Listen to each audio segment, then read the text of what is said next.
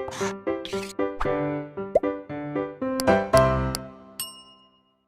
बच्चों, welcome back to our YouTube channel Blueprint Digital. मैं मोनिका, आपकी मैथ्स ट्यूटर।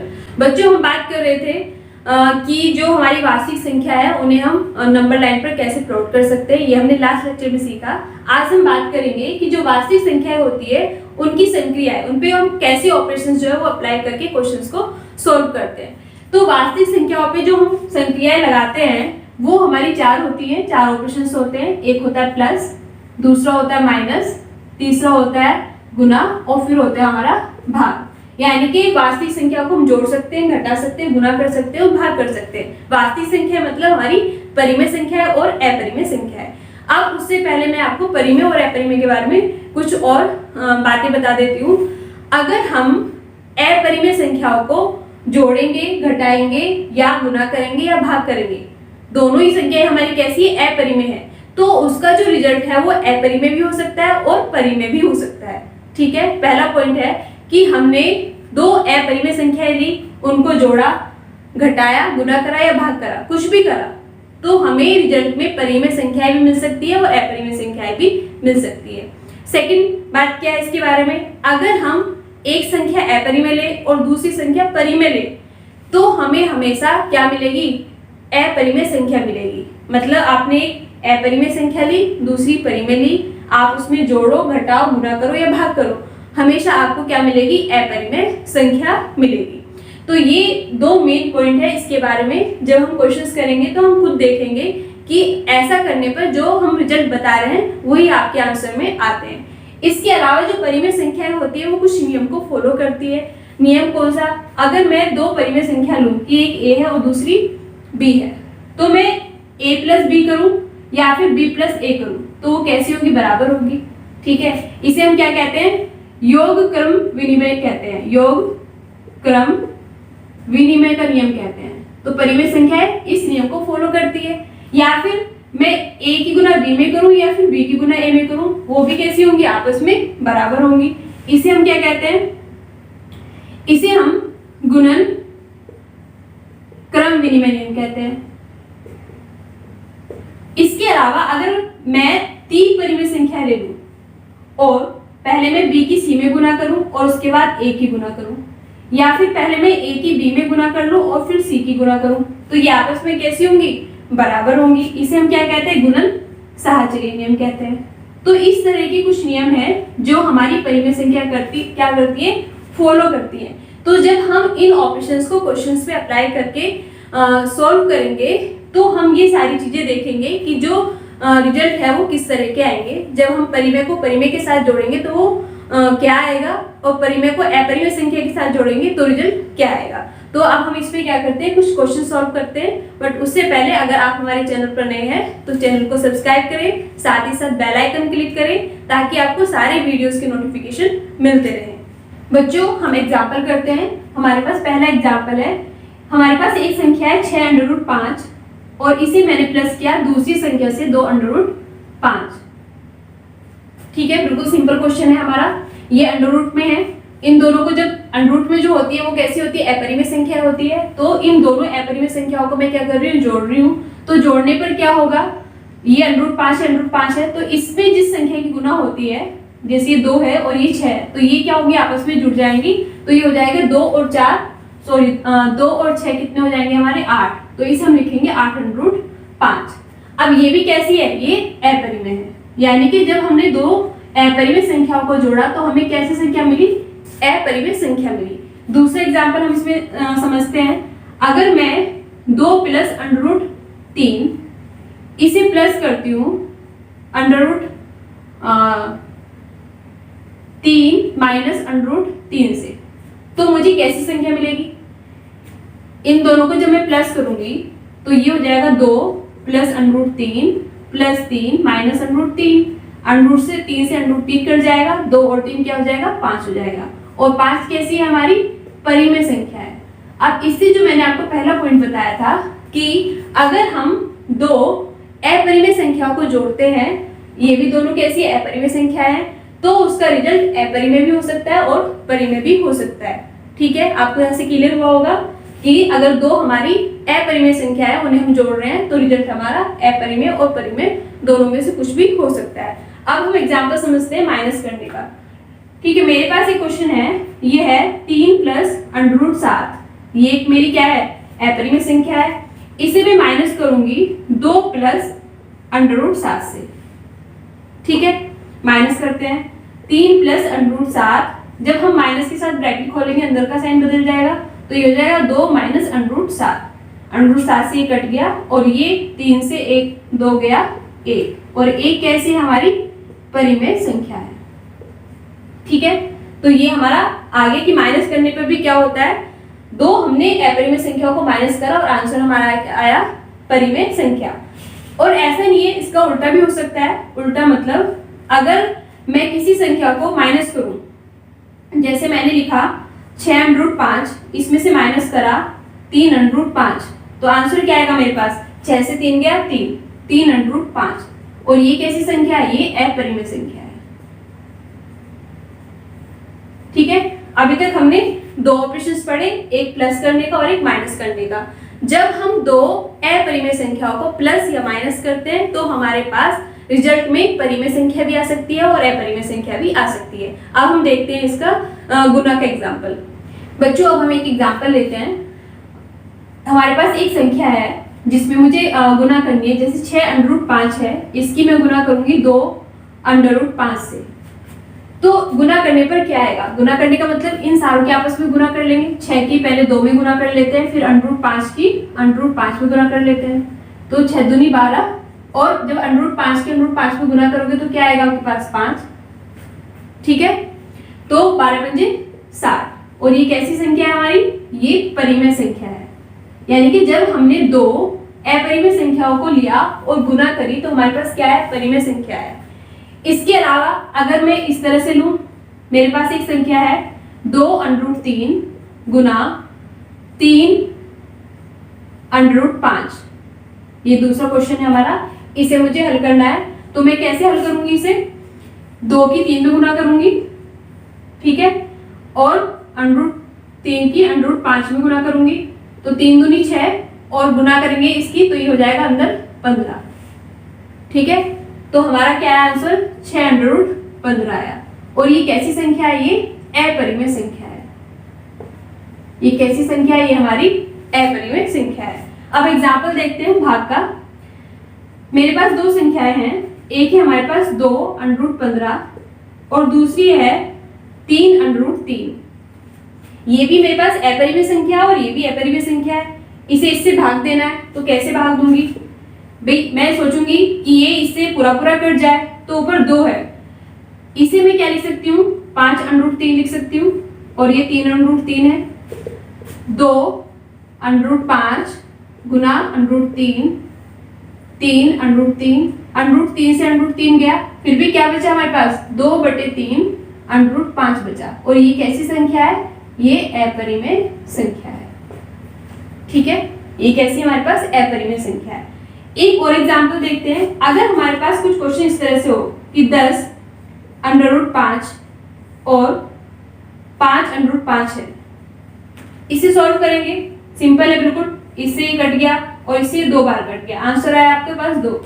ये कैसी संख्या हुई, ये परिमेय संख्या हुई। तो हमने अपरिमेय संख्याओं पर चारों ऑपरेशंस जो है, चारों संक्रियाएं जो है वो अप्लाई करी, प्लस माइनस गुना और भाग। और उसे करने पर जो हमने एग्जांपल्स करे, आपको क्या क्लियर हुआ, उससे ये क्लियर हुआ कि अगर हमारे पास दो अपरिमेय संख्याएं हैं और अब उन्हें जोड़ रहे हैं, घटा रहे हैं, गुना कर रहे हैं या भाग कर रहे हैं, तो रिजल्ट कुछ भी हो सकता है। उसके रिजल्ट में हमें अपरिमेय संख्या भी मिल सकती है और परिमेय संख्या भी मिल सकती है। बच्चों, आपको ये क्लियर हुआ होगा। आप इससे और क्वेश्चंस भी ट्राई करना अपनी बुक से। अब मैं आपको बताती हूँ कि जो वास्तविक संख्या है उसके कुछ प्रॉपर्टी के बारे में हम बात करते हैं। ठीक है बच्चों, मैं वास्तविक संख्या की कुछ सरसमीका आइडेंटिटीज आपको बता देती हूँ। अगर हमारे पास a अंडर रूट में है और गुना में अंडर रूट b है, ठीक है, हमारी ये पहली है। ये क्या होता है, अगर हमारे पास कोई संख्या है अंडर रूट में और कोई दूसरी संख्या पे अंडर रूट में और वो गुना में है, तो हम इन्हें कैसे लिख सकते हैं, अंडर रूट a भी लिख सकते हैं। ठीक है, इनका यूज अभी हम आगे क्वेश्चन सॉल्व करने में करेंगे। दूसरा, अगर हमारे पास कोई एक संख्या है a अंडर रूट में और दूसरी संख्या भी अंडर रूट में है और जो भाग दे रही है उस संख्या को, तो हम इसे इस तरह से भी लिख सकते हैं, दोनों पे अंडर रूट चढ़ा देंगे। ठीक है, मतलब ये बराबर ये होगा। थर्ड है हमारे पास कि अगर हम अंडर रूट ए प्लस अंडर रूट बी करें और इन फिर एक बार इसे प्लस करें और एक बार इसे माइनस करें, तो इसका मान a माइनस बी होता है। ठीक है, इनका यूज भी हम अभी क्वेश्चंस करेंगे जिसमें हम बताएंगे कि परिमेयकरण कैसे किया जाता है संख्याओं का, उसमें होगा। या फिर हमारे पास कोई संख्या है ऐसे a plus under root B और a minus under root B, तो इसका मान क्या होता है? इसका मान होता है a स्क्वायर माइनस बी। या under root a plus under root B, अगर हम इसका होल स्क्वायर करें तो क्या होगा? ये मतलब पूरा a है और ये पूरा b है, जो a प्लस बी का होल स्क्वायर है वही ये फॉर्मूला है, तो ये हो जाएगा a स्क्वायर करेंगे तो ये अंडर रूट का जो स्क्वायर है ये हट जाएगा, plus B square plus 2ab, तो ये हो जाएगा a plus B plus 2 under root a under root b।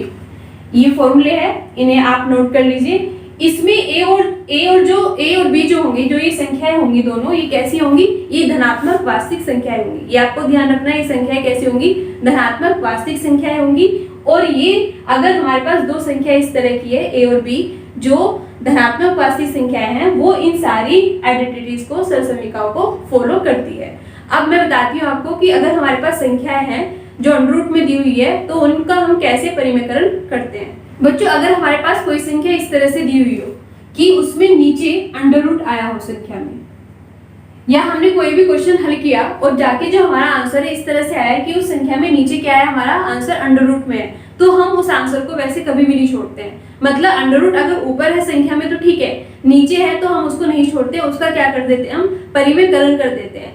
तो अगर परिमेयकरण करने के बाद जब उस आंसर को लिखते हैं तो वो हमारा सही माना जाता है। अब परिमेयकरण कैसे करते हैं? मान लेते हैं कि किसी क्वेश्चन को हमने सॉल्व करा, हमारे पास ये आंसर आया, तो इस आंसर को हम यहाँ नहीं छोड़ेंगे। अब परिमेयकरण करने का मतलब है कि नीचे का अंडर रूट को हटाना। अब मैं इस अंडर रूट को कैसे हटा सकती हूँ? अगर मैं इसमें अंडर रूट 2 की गुना करूं तो ये क्या हो जाएगा? 2 हो जाएगा। लेकिन ये जब मैं इसको ऐसे गुना करूंगी तो ये इसके बराबर नहीं होगा। मतलब हमें इस तरह से गुना भाग करना है कि उसका मान ना बदले। तो जब इस संख्या में मैं अंडर रूट 2 से गुना और अंडर रूट 2 से ऊपर वाली संख्या को भी गुना करूंगी तो इसका मान जो है वो नहीं बदलेगा और इसका परिमेयकरण भी हो जाएगा, नीचे का अंडर रूट भी हट जाएगा। जैसे मैंने आपको बताया था कि अगर कोई संख्या है x, उसमें हम किसी एक संख्या से गुना करते हैं और एक ही संख्या से भाग करते हैं तो इसका मान वही रहता है, वो बदलता नहीं है। तो इसमें भी हम यही चीज अप्लाई कर रहे हैं। ठीक है, तो हमारे पास ये था 1/√2, इसमें मैंने √2 से गुना करी, √2 से भाग करा, तो मेरे पास क्या आया? ऊपर √2 आ गया और नीचे इस किस में गुना करेंगे तो 2, तो ये मेरा क्या जाएगा? आंसर आ जाएगा। तो इस तरह जब हम नीचे के अंडर रूट को हटाते हैं उसे हम क्या कहते हैं? परिमेयकरण कहते हैं। और मैं एग्जाम्पल बताती हूँ। जैसे मेरे पास है 1/2 प्लस √3। अब इसका परिमेयकरण कैसे करेंगे? इसमें हम क्या करते हैं, ये जो पूरी संख्या होती है इसमें यहाँ प्लस है तो प्लस जो इसका अपोजिट साइन होगा मतलब माइनस, तो यहाँ माइनस करके उस संख्या से गुना और भाग करेंगे। यानी कि गुना करेंगे 2 माइनस √3 से और नीचे भी गुना करेंगे 2 माइनस √3 से। ठीक है, जो भी यहाँ संख्या मतलब जो भी यहाँ साइन होगा, अगर ये माइनस होता तो हम प्लस लेते, यहाँ पे प्लस है तो हमने माइनस लिया। अब इसे सॉल्व करते हैं तो ऊपर ऐसे रहेगा 2 माइनस √3। अब ये नीचे क्या बन गया? फॉर्मूला बन गया है ना। किसका फॉर्मूला बन गया है? जो मैंने अभी बताया था आपको ना कि a प्लस √b का, a plus a minus √b, इसका फॉर्मूला बन गया ना। तो ये क्या होता है? a स्क्वायर माइनस b होता है, a स्क्वायर माइनस b होता है। तो ये क्या हो जाएगा? 2 का स्क्वायर और ये √3 का स्क्वायर करेंगे तो ये 3 हो जाएगा।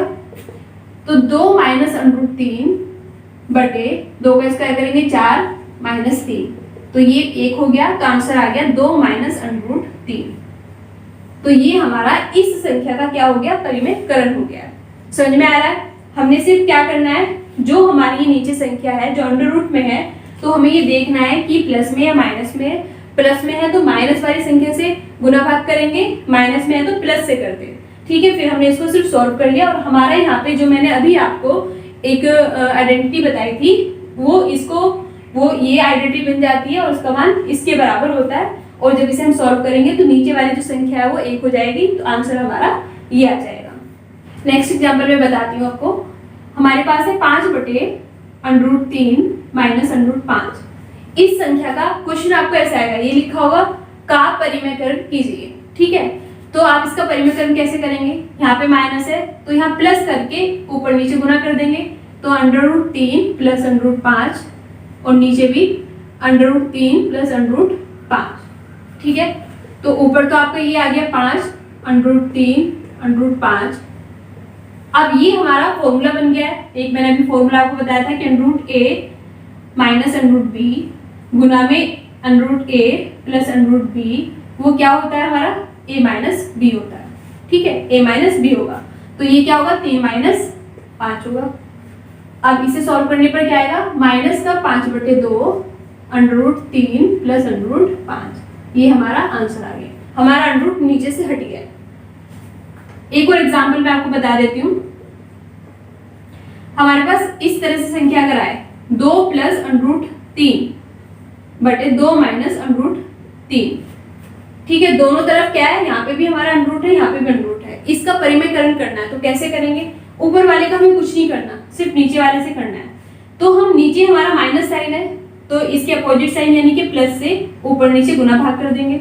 ठीक है, तो ये बराबर हम कैसे करेंगे, 2 प्लस √3 2 माइनस √3 गुना करेंगे 2 प्लस √3 से और नीचे भी प्लस से ही करेंगे। ठीक है, तो ये क्या हो गया, ये होल स्क्वायर बन गया, 2 प्लस √3 का होल स्क्वायर बटे ये क्या बना हमारा, ये एक आइडेंटिटी बन गई है। ये हो जाएगा हमारा 2 का स्क्वायर और माइनस √3 का स्क्वायर। ये a square minus b square का फॉर्मूला बन गया। इसे हम खोलेंगे किससे, a प्लस b के होल स्क्वायर से। वो क्या होता है, a square plus b square plus 2ab। तो a इसमें 2 है यानी कि 2 का स्क्वायर 4, √3 का स्क्वायर 3 प्लस 2ab यानी कि 4 √3 बटे ये 4 हो जाएगा और ये 3 हो जाएगा। 7 प्लस 4 √3 बटे 1, तो आंसर आ गया 7 प्लस 4 √3। तो ये इस संख्या का क्या हो गया है, परिमेयकरण हो गया है। तो इस तरह से हम संख्याओं का क्या करते हैं, परिमेयकरण करते हैं। उन संख्याओं का परिमेयकरण किया जाता है जिसमें नीचे बटे में क्या होती है, संख्या अंडर में होती है। अब हम बात करेंगे कि जो वास्तविक संख्या है वो घातांक नियम कैसे फॉलो करती है। ठीक है, वास्तविक संख्याओं के लिए घातांक नियम क्या होते हैं और उनसे हम क्वेश्चन को कैसे सोल्व करते हैं, इसके बारे में हम बात करते हैं। बच्चों, अब हम बात करते हैं कि जो वास्तविक संख्याएं होती है उनके लिए घातांक नियम क्या होता है। तो सबसे पहले आपको पता होना चाहिए कि घातांक क्या होते हैं। अगर मेरे पास कोई संख्या है इस तरह से कि a के पावर में क्या है b है, तो ये जो पावर होती है इसे हम क्या कहते हैं, घातांक कहते हैं। ये क्या होता है, हमारा घातांक होता है। और ये हमारी क्या होती है, आधार संख्या होती है। ये आधार होता है, बेस होता है, और ये घातांक होता है। जैसे मेरे को 2 की पावर 3, तो घातांक क्या है, इसमें 3 है, एक्सपोनेंट इसे कहते हैं। तो वो पावर जो होती है वो उसका घातांक होती है। अब ये जो घातांक इस तरह से अगर जब संख्या लिखी होती है तो वो कुछ नियम फॉलो करती है जिसे हम कहते हैं घातांक के नियम। तो वो कौन से नियम है उनके बारे में बता देती हूँ। वो नियम कब फॉलो किए जाते हैं, वो तब करते हैं जब आधार, जैसे मैंने ये बताया कि a की पावर b, आधार कैसी संख्या हो हमारी, ये वास्तविक कैसी वास्तविक संख्या हो और वो भी पॉजिटिव हो, है ना, धनात्मक हो। और ये हमारी परिमेय संख्या हो। जो घातांक है वो कैसी संख्या हो, हमारी परिमेय संख्या हो। अगर हमारे पास इस तरह से कोई संख्या लिखी हुई है कि a की पावर b क्या है, घातांक है, a हमारा आधार है। आधार कैसी है, हमारी धनात्मक वास्तविक संख्या है और b हमारी परिमेय संख्या है। तो इस तरह की संख्याएं कुछ नियम को फॉलो करती है जिन्हें हम घातांक के नियम कहते हैं। तो अब बात करते हैं कि वो नियम कौन कौन से होते हैं। सबसे पहला नियम है हमारे पास कि अगर a की पावर p लिखी जाए और गुना में a की पावर q हो, मतलब जो हमारे आधार है वो एक जैसे हैं और पावर उनकी अलग अलग है, तो हम इसे ऐसे लिख सकते हैं, a की पावर p प्लस q। तो ये दोनों आपस में कैसे होंगे, बराबर होंगे। इसे हम एग्जांपल से समझते हैं। जैसे मेरे पास है 2 की पावर 3 और गुना 2 की पावर 2, तो मैं इसे 2 की पावर 3 प्लस 2 भी लिख सकती हूँ। 3 प्लस 2 मतलब 2 की पावर 5 भी लिख सकती हूँ। अब इसे आप हल करके देखो तो इन दोनों का मान क्या होगा, बराबर आएगा। 2 की पावर 3, 2 दूनी 4 दूनी 8, 2 दूनी 4, और जब 2 को हम 5 बार गुना करेंगे तो क्या आता है हमारे पास 32, और 8 चौक 32। तो ये दोनों आपस में कैसे होंगे, बराबर हो गए। तो ये आपस में कैसे होते हैं, बराबर होते हैं। ठीक है, अगर हमारे पास आधार एक हो, पावर अलग अलग हो और वो गुना में है, तो आधार को हम लिखते हैं और उन दोनों पावर को हम प्लस कर देते हैं, तो वो दोनों आपस में बराबर होते हैं। ये घातांक का पहला नियम होता है। अब बात करते हैं घातांक के दूसरे नियम की। अगर हमारे पास कोई संख्या है, उसकी पावर p है और उसकी भी होल पावर q है, तो हम इसे कैसे लिख सकते हैं, इसे हम इस तरह से भी लिख सकते हैं कि a की पावर pq। इन दोनों पावर की हम आपस में गुना कर लेंगे, तो जो वैल्यू इसकी आएगी वही वैल्यू इसकी भी आएगी। इसे हम एग्जांपल से समझते हैं। मेरे पास है 3 की पावर 2 की पावर 3, ये लिखा हुआ है। तो इसे मैं क्या लिख सकती हूँ, इसे मैं 3 की पावर 2 गुना 3 लिख सकती हूँ, यानी कि 3 की पावर इसे मैं 6 लिख सकती हूँ। अब इसे जब मैं सॉल्व करती हूँ, पहले इस साइड को हम सॉल्व करते हैं। 3 की पावर 2 यानी कि 9 की पावर 3, और ये हो जाएगा 3 की पावर 6। जब मैं 9 की गुना 3 बार करती हूँ तो आएगा हमारे पास 729, और 3 की गुना जब मैं 6 बार करूंगी तो भी आएगा 729। तो ये दोनों आपस में कैसे होंगे, बराबर होंगे। अच्छा, इसे मैं इस तरह से भी लिख सकती हूँ, 3 की पावर 3 की पावर 2। भाई 2 गुना 3 करूँ या 3 गुना 2 करूँ, आंसर तो हमारा एक ही आएगा, तो हम इसे इस तरह से भी लिख सकते हैं। ये होता है हमारा घातांक का दूसरा नियम। अब बात करते हैं घातांक के तीसरे नियम की। अगर मेरे पास एक संख्या है और उसकी पावर यहाँ पे p है और उसके बटे में वही संख्या है, उसकी पावर q है, तो मैं इसे कैसे लिख सकती हूँ, a की पावर p माइनस q लिख सकती हूँ। ठीक है, दोनों का आंसर कैसा आएगा, बराबर आएगा। इसे हम एग्जांपल से समझते हैं। 2 की पावर 5 है और इसको मैंने भाग दिया 2 की पावर 3 से, तो इसे मैं क्या लिख सकती हूँ, 2 की पावर 5 माइनस 3, यानी कि 2 की पावर 2 लिख सकती हूँ। अब इसे कैसे हल करेंगे, 2 की पावर 5, 2 को 5 बार गुना करेंगे तो क्या आता है, 32 आता है, और 2 को 3 बार गुना करते हैं तो क्या आता है, 8 आता है, और 2 को 2 बार गुना करेंगे तो 4 आएगा, और 8 चौक 32, यानी कि 4 बराबर 4, तो ये इसके बराबर होगा। ठीक है, ये हमारा घातांक का तीसरा नियम था। अब बात करते हैं चौथे नियम की। अगर मेरे पास कोई संख्या है, आधार अब हमारे क्या है, अलग अलग है। ठीक है, एक a है और एक b है, इसकी पावर भी p है और इसकी पावर भी p है। आधार संख्या दोनों अलग अलग है, पावर एक जैसी है, तो मैं इसे इस तरह से लिख सकती हूँ कि दोनों संख्या की गुना करके पावर को ऊपर कर दूंगी। इसे एग्जांपल से हम समझते हैं। मेरे पास 2 की पावर 2 है और 3 की पावर 2 है, आधार अलग अलग है, पावर एक जैसी है, तो इसे मैं 2 गुना 3 की होल पावर 2 लिख सकती हूँ। अब जब मैं इसे सॉल्व करूंगी तो दोनों का आंसर क्या आएगा, एक जैसा आएगा। 2 की पावर 2 4, 3 की 2 9, ये हो जाएगा 2 3 6 की पावर 2, ये क्या आ जाएगा 36, और 6 की 6 में गुना करेंगे 36, तो ये बराबर ये होगा। ठीक है, एक हमारा होता है कि a की पावर अगर 0 हो तो उसका मान 1 होता है। ये बहुत जगह यूज होता है, a की पावर 0 हो तो 1 उसका मान होता है। कैसे होता है, आप इसे इससे समझ सकते हैं। ये वाला क्वेश्चन, अगर मैं यहाँ पे दोनों की पावर 1 कर दूं, मतलब मैंने a की पावर p है और a की पावर q की जगह भी क्या कर दिया, p कर दिया, तो क्या होगा, a की पावर p माइनस p, जो ये घातांक का नियम है इसके अकॉर्डिंग दोनों ये आपस में माइनस हो जाएगी, और माइनस हो जाएंगी, कट जाएगी, यानी कि क्या हो जाएगा, 0 हो जाएगा। और इसका मान क्या आता है, इसका मान क्या होगा, 1 होगा। ठीक है, इसका मान 1 होगा। तो इस तरह से a की पावर जब 0 होती है तो उसका मान क्या होता है, 1 होता है। ये हमारे घातांक के कुछ नियम है, मैंने आपको एग्जांपल से समझाने की कोशिश की। इनको आप याद कर लें, अपनी नोटबुक में नोट कर लें, जितने भी मैंने फॉर्मूले कराए हैं उनको आप नोट कर लें, जो भी इंपॉर्टेंट पॉइंट्स है उन्हें अपने पास नोटबुक में रखें, है ना, बार बार उसको रिवाइज करें, इनसे क्वेश्चन सॉल्व करें। आज के लेक्चर में हम इतना ही करेंगे। नेक्स्ट लेक्चर में हम इनसे संबंधित और क्वेश्चंस करेंगे और इस चैप्टर के जो भी इंपॉर्टेंट क्वेश्चंस होंगे उन्हें हम नेक्स्ट लेक्चर में डिस्कस करेंगे। आप तब तक प्रैक्टिस करें घर पे। अगर आपको वीडियो पसंद आया तो वीडियो को लाइक करें, शेयर करें, सब्सक्राइब करें। Thank you.